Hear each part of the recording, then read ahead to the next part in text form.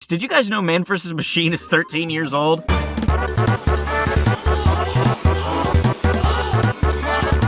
Yeah, thinking about the passing of time slowly eroding away everything I've ever loved or cared about has got me thinking. I remember being a spry young whippersnapper at 12 years old, when MVM was brand new. I remember watching all kinds of theory videos trying to piece together the plot by myself. It was an exciting time that not only no longer happens in TF2, but video games and online gaming as a whole, if you really think about it. I can still remember exactly where I was the day Two Cities was first teased. I was leaving 7th period during my freshman year of high school and checking a blog on my phone. The 5th Scream Fortress had just happened, and I was looking forward to whatever that year's Smithmas was going to be. Then, lo and behold, the teaser for Two Cities was there, and it eventually came with Australium weapons. So not only were we getting brand new maps and brand new tours, we got robot parts, kill streaks, new voice lines for every class, badges, and of course, the golden guns. The only way you were getting a shiny new variant of a tried and true weapon was to earn it through the harshest robot waves we had ever seen. Or just wait and spend $100 when they came to the Steam market.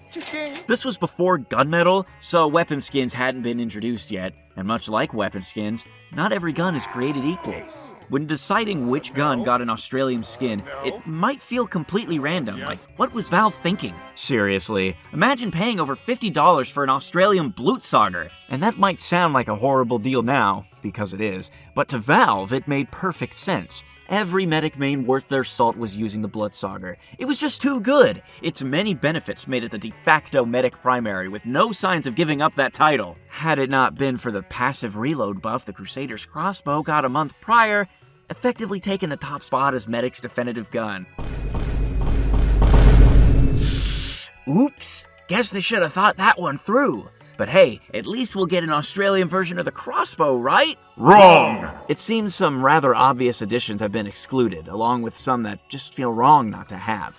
So this video is going to be a compilation of weapons I think really deserve that nice, shiny finish. I'll try to give every class 2 more weapons. If not, then hey, they'll just show up in 12 more years in the next update. Let's start with some multi-class weapons, and first on the list is probably the most obvious. It's the shotgun. It makes absolutely no sense to me that the stock shotgun hasn't gotten an Australian version. Two Cities was 12 years ago. 12 years ago! And to my knowledge, we haven't gotten a single new Australian, period! I have a few strange shotguns that I keep in my backpack, but I'd gladly trade up for this. Sure, my engineer bias is a little in control here, but hey, 4 people get to use the shotgun. If we got this, and a few of my other suggestions, several classes would be able to go all in on the golden motif. I honestly don't have much to say. I don't think it's unreasonable to assume we should have gotten this 12 years ago. Next up is a treat for Engineer and Scout, the pistol.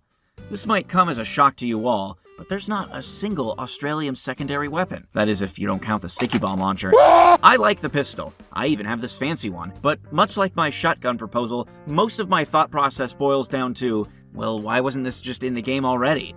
Sure, this one is used by only 2 guys instead of 4, but I still see no reason not to have it. And it's not like this is a case of, oh, well, why would we waste an Aussie slot on the pistol? Because I just remembered while editing this video that there is a single Australium secondary, and it's the Sniper's SMG. So yeah, you can really see where Valve's priorities lie. I'd include the Luger morph here, but that was a promotional item, which is a whole other can of worms that Valve will not be opening. Not so tough now, are you? Are ya? Alright, so for the Scout, I think that the Force of Nature and the Scattergun were pretty good picks. I don't have too much to complain about in that department. But let's not forget that the Scout has a lot of weapons, so if I were to give him 2 more, I think I'm gonna go with the Babyface's Blaster and the Stock Bat. I'm gonna choose these because while the Shortstop and the Soda Popper, they're fun in their own way, the gimmick of the Babyface is much more thrilling. Believe it or not, I have a professional Killstreak bat simply because I like the look of it. But I'd love the look of an Australium bat even more. And if you disagree with me, then, you just let me know. Write it down. If you know what's good for you, you will run. Get away! Okay, Soldier. He's kind of lucked out because the Australium rocket launcher is already one of the best in the game. But you can also use the black box. It's actually harder to justify even giving him another one because those are already so good, So I might already be weaning the list down to only 1 new Aussie, okay? But just bear with me. Right away, his primary slot is kind of taken. So what else is there? The Cow Mangler? I mean, I guess it could look kinda cool with a golden trim, but no, for Soldier, I'm thinking one thing in particular, and you might have seen this coming, but the Market Gardener. Having an Australium shovel seems just like a no-brainer. I would have also gone for the stock shovel, but the Market Gardener seemed to just kinda click better. But you know what? This is real life, which is why instead he's actually getting none of these, and this is just a YouTube video. Pyro, I think, is in a fine enough spot. The flamethrower is classic, and the axe extinguisher looks amazing in gold, but there's always room for improvement. I'm thinking a new primary is in order, and I think no other flamethrower deserves it more than the Dragon's Fury. Yeah, I hear you. You can have your flog or your back burner, but I've never had more fun with Pyro than I did when using this. I made a whole video about it. That's how much I enjoy it. An Australium Dragon's Fury just might make up for the complete lack of weapon skins. Plus, this getting added would encourage many more people to pick up and learn what is arguably the most skill-required Pyro weapon. For their second weapon, it's a three-way tie between the flare gun, the stock fire axe, and the power jack. The stock axe is here because I just think it would look good. The flare gun I feel is obvious. I mean, it's just so iconic. It probably ties with the Dragon's Fury in terms of skill needed to fully utilize it. Lastly, the power jack based on sheer utility. It just feels really good to go fast, and I think having an Australium-powered car battery would certainly come in handy. So yeah, I can't decide which one to give them. Figure it out for yourselves. A little known fact that 8 out of the 9 classes all follow is that when 2 cities came out, 8 of the 9 classes each got 2 Australium weapons. Seems pretty legitimate, but Demoman is a rare case where he actually gets a special little privilege. Valve gave him 3 Australium weapons. He's got his grenade and sticky bomb launchers, along with the Eyelander for demo nights. So I'm only going to give him 1, but it's really close for me. The Iron Bomber and the Loose Cannon, in my eyes, both deserve an Australium reskin.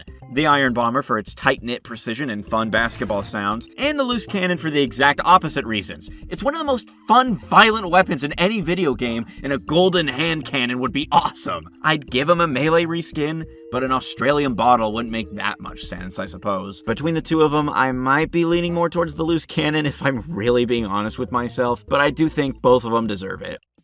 This item is Harry's favorite. It's time for Heavy, and right from the rip, I'm gonna say I'd love an Australium Iron Curtain. It's a very good stock reskin, and if it weren't for this Killstreak minigun a fan gave me a few years back, it was pretty much the only gun I used, so a golden version would be badass. But no promotional items are eligible because, like I said, that's a whole thing, so no Big Kill, no Luger Morph, no Widowmaker, no Machina. Valve would have to get permission from other people, then they'd actually have to code that, and, well, you know how much they won't do it.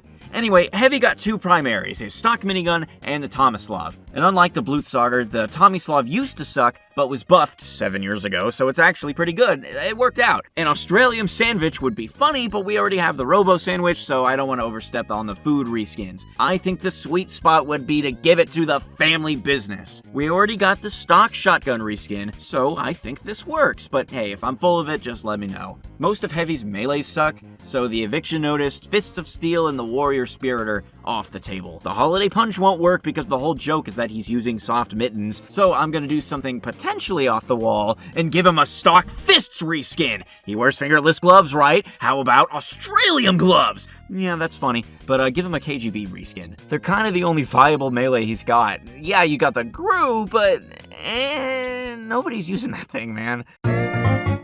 Why don't y'all get along before one of you gets hurt? Okay, here we go.